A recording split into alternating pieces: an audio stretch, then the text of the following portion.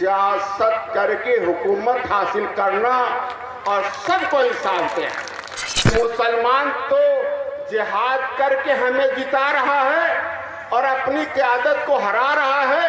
जब गुलाम बनने को खुद तैयार है तो हमें उससे हिस्सेदारी क्यों दें? पूरा खानदान पूरे 2 साल जेल में बंद रहा, मरखलेस यादव जेल में हाल चाल भी पूछने नहीं गए। नबी के रास्ते पर है दुनिया में और आखिरत दोनों में, कि लोहिया के रास्ते पर है, ये फैसला कर लो। आज मुसलमानों की जिंदगी तंग से तंग होती चली जा रही है, जुल्म का अंबार लगा हुआ है। दुनिया में तो देख लिया, मगर हिसाब यही खत्म नहीं होगा। जो जालिम थे उन्हें इस्लाम एक दिन में समझ में आ गया कि नहीं आ गया? तो मतलब इसका क्या हुआ? अल्लाह और नबी का रास्ता ये है कि जुल्म के खात्मे का एक ही वाहिद तरीका है, एक ही वाहिद तरीका है, और वो तरीका है सियासत करके हुकूमत हासिल करना और सबको इंसाफ देना। हमारे नबी ने सिर्फ मुसलमानों को इंसाफ नहीं दिया, अगर मक्का में हुकूमत हासिल की तो सभी को इंसाफ दिया, चाहे वो काफिर हो चाहे जालिम हो, सबको इंसाफ दिया। यही तरीका हमारे नबी का है और यही तरीका हमारे रब का है। तो आज जुल्म के खात्मे का तरीका यही है, मगर हमारा दुश्मन बड़ा समझदार है, वो आपसे समझौता नहीं करना चाहता, क्योंकि वो जानता है कि मुसलमान तो जिहाद करके हमें जिता रहा है और अपनी क़यादत को हरा रहा है। जब गुलाम बनने को खुद तैयार है तो हमें उससे हिस्सेदारी क्यों दें? क्यों भाई, बात सही कि नहीं सही है? अगर आपके घर में कोई गुलाम हो, बिना पैसे का पूरा गुलामी करे और आपकी हिफाजत के लिए लड़ाई सबसे लड़े, तो क्या उसको अब तनख्वाह पे रखोगे? हिस्सेदारी दोगे अपनी मिल्कियत में? तो यही तो हालत हमारी है। कोई अम्बेडकर के रास्ते पर चलने के लिए जिहाद कर रहा है, कोई लोहिया के रास्ते पर चलने के लिए जिहाद कर रहा है, कोई कांग्रेस के रास्ते पर चलने के लिए, जवाहर के रास्ते पर चलने के लिए जिहाद कर रहा है, कोई हेडगवार सावरकर के रास्ते पर जिहाद कर रहा है और कहता है कि हम बहुत अकल वाले हैं। अकल वाला है भाई वो? हाँ? अरे वो नहीं जानता, अगर अकल वाला होता तो बेचारा आजम खां से नसीहत ले लेता है। नहीं, पूरी जिंदगी उन्होंने सपा के लिए वक्फ कर दी, पूरा खानदान पूरे 2 साल जेल में बंद रहा, मरखलेस यादव जेल में हाल चाल भी पूछने नहीं गए भाई? एक अदना सा यादव अगर जेल में बंद हो जाए, अगर उसे चोट लग जाए तो अखिलेश जी वहां जाके 5 लाख रुपया भी देंगे और जेल में मिलने भी जाएंगे, तब भी मुसलमान को समझ में नहीं आ रहा है नहीं? बहुत बड़ा समाजवादी का नेता बनता है नहीं? अपने में से लड़ाई लड़ता है। अल्लाह के हुक्म से ये जानने की कोशिश की कि दोनों जहानों में कामयाबी किसमें है, बिना हिसाब किताब की कामयाबी। मेरे रब ने कहा कि ये तिजारत मैं बता दूं तुम्हें, ये दो और ये लो।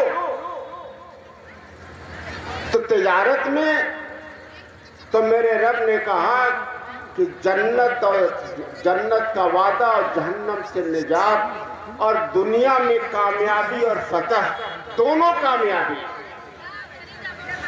मगर उसके लिए कहा कि अल्लाह और नबी पर ईमान लाओ, यानी उसके रास्ते पर चलो, मगर ये काफ़ी नहीं है। अपने माल और जान से अल्लाह के रास्ते में संघर्ष करना उतना ही ज़रूरी है, जद्दोजहद करना उतना ज़रूरी है, तभी कामयाबी है। और यही हमने छोड़ दिया है। हमने अल्लाह के बताए हुए रास्ते पर, नबी के बताए हुए रास्ते पर संघर्ष जद्दोजहद करने के बजाय, जिहाद करने के बजाय हम लोहिया के रास्ते के लिए जिहाद करते रहे, अम्बेडकर हेडगवार के रास्ते पर, हम जवाहर के रास्ते पर संघर्ष करते रहे, और यही हमारी बर्बादी की वजह है। क्योंकि मेरा रब का वादा है कि दुनिया और आखिरत दोनों की कामयाबी का। मेरे रब ने अपनी तारीफ के बाद हर मोमिन से ये दुआ मांगना फर्ज कर दिया है कि सीधे रास्ते पे चला, रास्ता चुनना फर्ज कर दिया है। तो पीस पार्टी ने अपना मकसद और तरीका चुना, और वो चुना अहकाम इलाही निजाम मुस्तफा का तरीका। अल्लाह का हुक्म क्या कहता है और हमारे प्यारे नबी करीम सल्लल्लाहु अलैहि वसल्लम का क्या तरीका है, क्या सियासत के तरीके में चलने का हमारे रब का क्या हुक्म है और हमारे नबी का क्या तरीका है।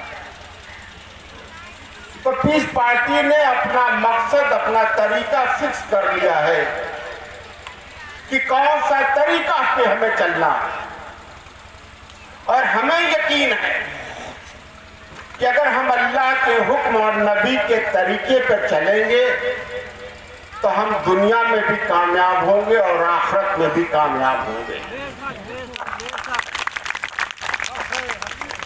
समाजवादी पार्टी वो लोहिया जी के तरीके पर चलती है,